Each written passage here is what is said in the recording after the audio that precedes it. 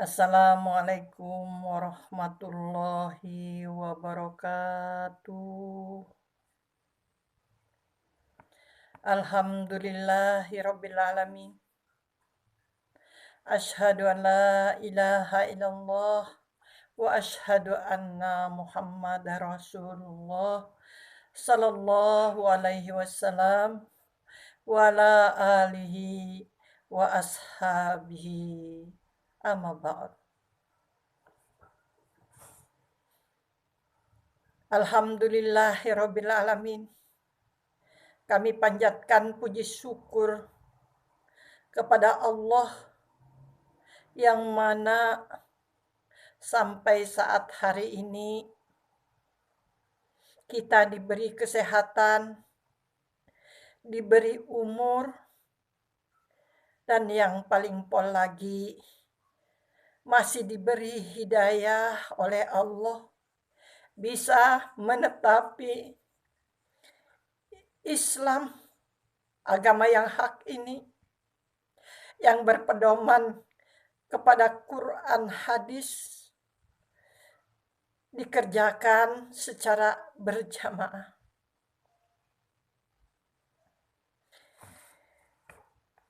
Di sini saya tampil untuk bisa klarifikasi atau tabayun kepada Ketua MUI, Ketua LDII, dan kepada imam yang saya beat, Abdul Aziz Sultan Aulia yang ada di Kediri. Saya juga menghimbau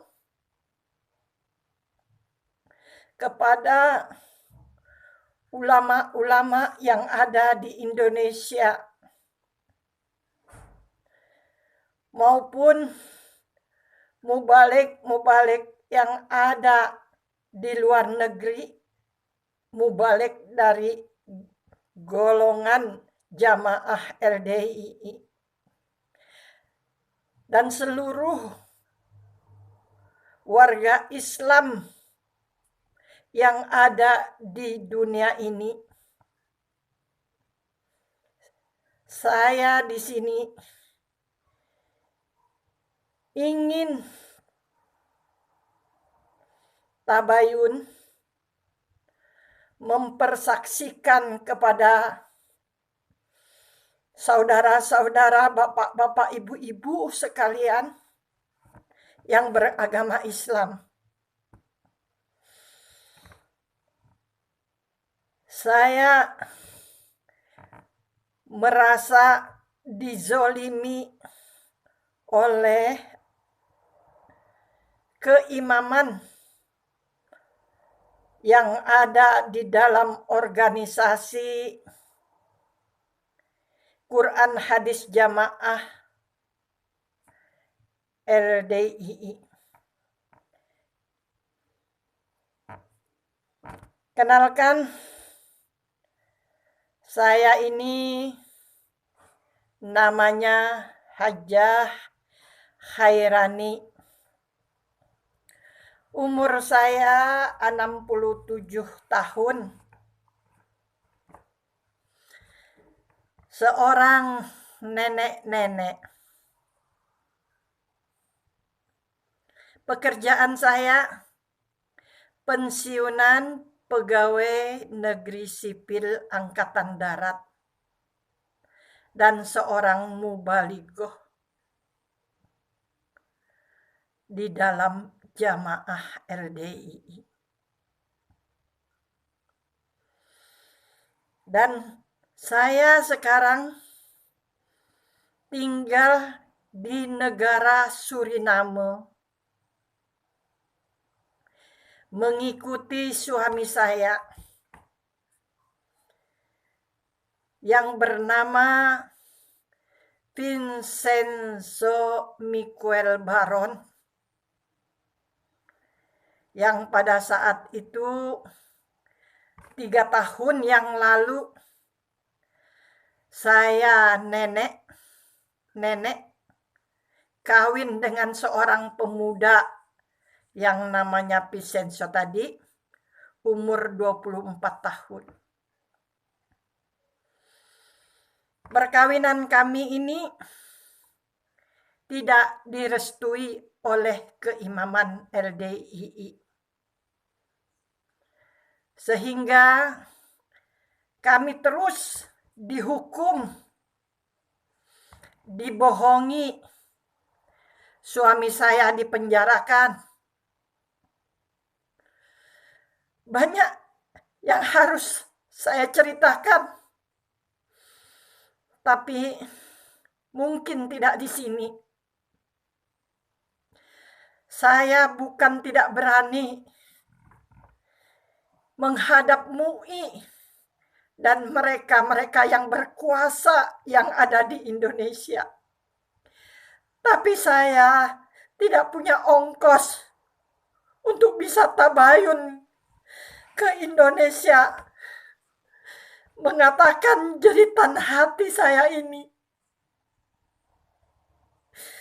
30 tahun lebih saya sudah menjadi warga LDII. Dan perkawinan saya selama di LDII sudah 6 kali. Dan suami saya yang termuda ini 24 tahun adalah suami saya yang ke-7. Saya pernah dipenjara atau ditahan oleh Polsek. Suami saya pernah dipenjarakan. Panjang ceritanya. Tapi semua itu saya merasa itu adalah cobaan saya. Saya tidak marah. Saya jalani dengan syarat saya wajib taat kepada imam saya yang saya beat. Perlu diketahui bahwa Imam Aziz Aulia ini adalah imam kami yang ketiga yang masih hidup sampai sekarang, yang kami anggap imam yang harus kami taati. Tapi saya terpaksa mengungkapkan ini. Tidak pernah saya membocorkan rahasia yang ada di dalam jamaah LDII. Yang penting saya kepingin selamat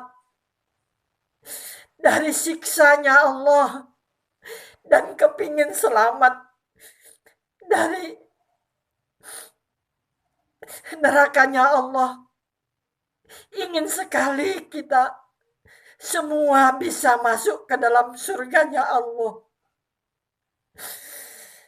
Sebab itulah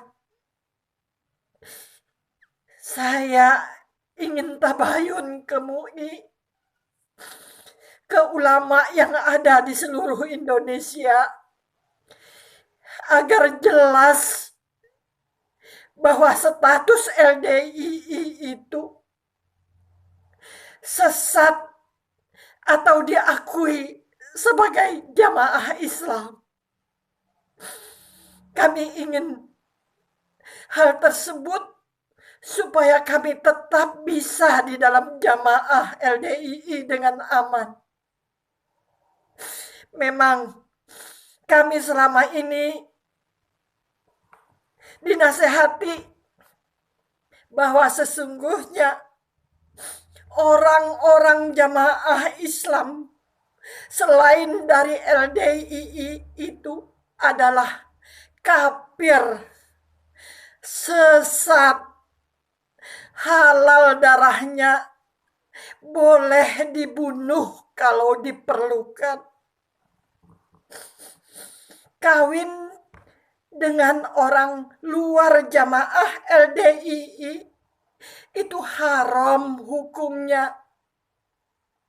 Seperti kawin dengan babi Kemudian kami terus ditekan supaya apa saja ijtihad Bapak Imam yang kami beat supaya dipatuhi, ditaati, karena katanya harta jamaah itu miliknya imam. Kalaupun istri jamaah diminta oleh imam supaya taat, banyak lagi rahasia-rahasia yang ada di dalam jamaah. Kebohongan di dalam jamaah itu nampaknya sudah dihalalkan oleh LDII. Kenapa? Kalau ada orang luar yang ingin tahu tentang keimaman LDII, itu wajib ditutupi. Apa saja rahasia yang ada di dalam LDII itu ditutupi.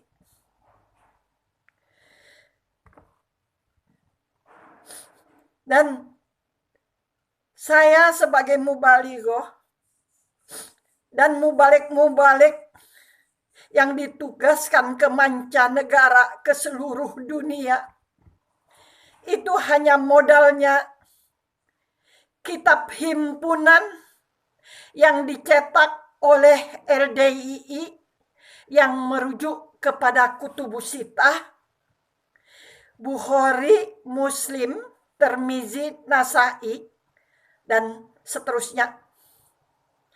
Dan kemudian di himpunan tersebut ada hadis yang tidak disampaikan, alias penghapusan dan pengertian hadis disalahgunakan atau disimpangkan, terutama tentang hadis jamaah dan keimaman. Nah, mungkin sedikit perlu kita ketahui bahwa saya masih bisa tetap di dalam jamaah LDII karena mereka masih mengkaji Quran yang benar-benar murni dan hadis yang benar-benar murni hadisnya. Hanya ada subhat-subhat yang tertentu yang harus diketahui oleh jamaah LDII. Saya mungkin tentang ilmu tidak bisa menerangkan di sini, tapi saya ataupun jamaah-jamaah, ulama-ulama yang sudah dikeluarkan oleh LDII, pasti mereka mengerti apa kesalahannya sehingga mereka dikeluarkan dari Islam jamaah LDII, dinonaktifkan, tidak boleh mengajar, dibekot, tidak boleh mengimamin sholat, tidak boleh ada orang yang mendekati orang-orang LDII yang sudah dikeluarkan oleh imam, harus dimusuhi dan halal darahnya, dihukumi murtad, dan kalau bisa bunuh agar tidak bocor rahasia di dalam jamaah. Nah, karena ada kezoliman inilah saya berani saksi bisu selama ini orang-orang di dalam jamaah LDII bersaksi bisu, tapi saya berani. Berani karena saya takut mati di dalam kesesatan. Saya takut mati di dalam kesesatan. Karena kata MUI, kata orang luar dari selain LDII, LDI itu sesat. Tapi buktinya tidak ada. Kenapa mereka tidak bisa membuktikan? Karena ada suap menyuap di dalam lembaga LDII kepemerintahan. Makanya LDII tetap berkibar, hidup jaya, merasa benar sendiri. Oleh sebab itu, kezoliman ini harus saya ungkap. Setiap orang yang bersalah, menurut imam, mereka bisa dipenjarakan di dalam lembaga LDII itu sendiri, penjara di bawah tanah, ya, di bawah gedung Barokah itu ada penjara penyiksaan kepada orang-orang yang sesat dari ilmu jamaah. Dan suami saya juga sudah ketiga kali ini dinonaktifkan.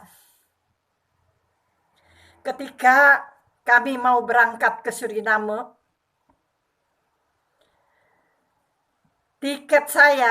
uang tiket saya dicekal oleh ketua Mubalek pusat, yaitu namanya Aziz. Padahal mereka sudah menyuruh kami mendandatangani surat tugas untuk di negara Suriname. Sampai di bandara, saya dan suami saya Vincenzo dipisahkan oleh seorang polisi bayaran, si Anto, pengurus keimaman yang ada di Pondok Haji Rosidin, Pondok Gede. Saya dipisahkan dengan suami saya. Suami saya sudah dibelikan tiket dan suami saya akan berangkat terbang ke Suriname 1 jam sebelum terbang suami saya. Sebelum masuk pesawat, saya membeli tiket dengan uang saya sendiri di kantong. Kemudian hadis suami saya dirampas oleh polisi bayaran LDII. Akhirnya Allah masih menolong saya. Saya bisa terbang dan bisa saya dibawa oleh suami saya dengan perjuangan yang diridhoi oleh Allah. 3 bulan saya berada di Suriname. Kami dinonaktifkan selama 3 bulan. Kemudian saya SMS wakil imam. Mana janji kalian? Kalian telah membohongi kami. Kami nganggur di sini, tidak mengajar mengaji. Setelah saya suratin wakil imam, yang saya ancam, saya semua janji-janji kalian akan saya tuntut di akhirat. Akhirnya wakil imam Pak Syukur dan keimaman memberi surat tugas kepada suami saya. Dan bertugaslah suami saya mengajar jamaah LDII yang ada di Suriname ini. Pada tanggal 22 bulan 12 2019 yang lalu, baru saja mungkin 20 hari yang lalu, suami saya menyampaikan ilmu dari Kutubusita, Tirmizi, Ibnu Majah, Abu Daud, Bukhari, dan menerangkan tentang apa itu jamaah, bagaimana tentang keimaman. Kemudian suami saya langsung di stop dan kami pun pulang ke rumah. Lalu datang telepon bahwa mulai hari itu suami saya dinonaktifkan dari Mubalik LDII. Dan perlu juga bapak-bapak, ibu-ibu ketahui, sebelum suami saya bergabung dengan jamaah LDII, dia beragama Kristen. Setelah kejadian ini, dia tidak berdaya. Dia hanya taat kepada imam. Sudahlah, katanya sama saya. Tapi rasanya ini tidak adil. Tidak adil.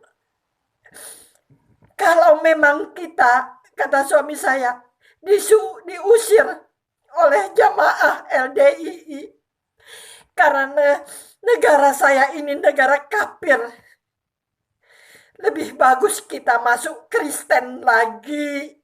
Masuk Kristen aja maksudnya, karena dia berasal dari Kristen. Karena negara Suriname adalah negara kafir.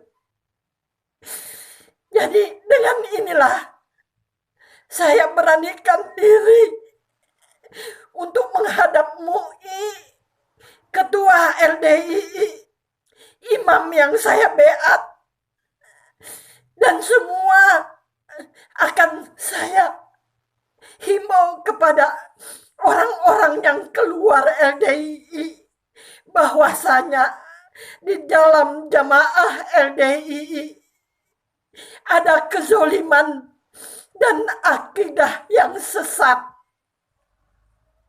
Bukan ajarannya, tapi akidahnya. Kami harus dimantapkan bahwa jamaah Islam yang ada di Indonesia selain dari LDII itu tidak sah, kafir, tempatnya di neraka. Inilah saya bersedia dipanggil, tapi saya tidak punya ongkos. Saya tidak punya ongkos. Saya mohon kepada Bapak Imam, selama 30 tahun lebih aku di jamaah, saya banyak tertipu oleh bisnis yang pertama Marioso, dan segala-galanya nanti akan saya paparkan di pengadilan. Saya mohon pengadilan, mohon diadili. Bapak Imam yang saya beat, yang saya percaya, adili saya sebagai rokyah Bapak.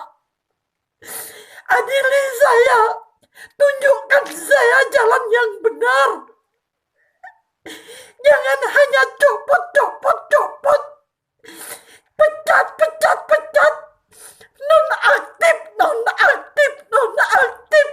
Tidak ada jalan keluar kami. Karena kami sudah percaya di dalam Quran hadis jamaah LDII. Wahai ulama-ulama yang mengerti ilmu, mari kita tabayun kepada MUI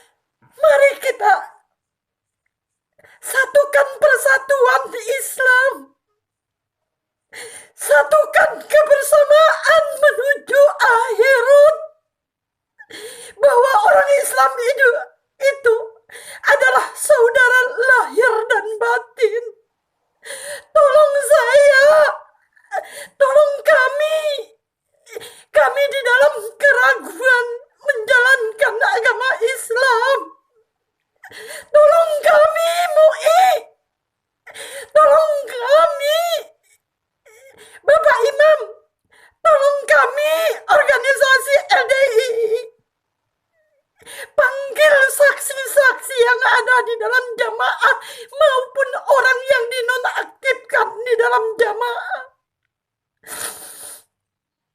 Alhamdulillah. Jazakumullahu khairan. Semoga bapak-bapak bisa menolong kami. Kami yang tersesat. Kami yang ingin benar. Tolonglah kami. Agar persoalan jawaban apakah LDI itu sesat atau benar, jawablah MUI. Jawablah MUI. Jangan ada dusta karena uang. Uang LDI memang banyak, tidak bisa dikalahkan oleh organisasi yang lain. Karena kami punya persenan 10% dari harta kami tiap bulan. Sekedar pemirsa semua mengetahui, saya bertanggung jawab atas kesemua perkataan saya ini. Tolong panggil saya tidak punya ongkos. Tolong adilin saya di pengadilan yang ada di Indonesia. Tolong. Jazakumullah khairan. Assalamualaikum warahmatullahi wabarakatuh. Salam bersatu.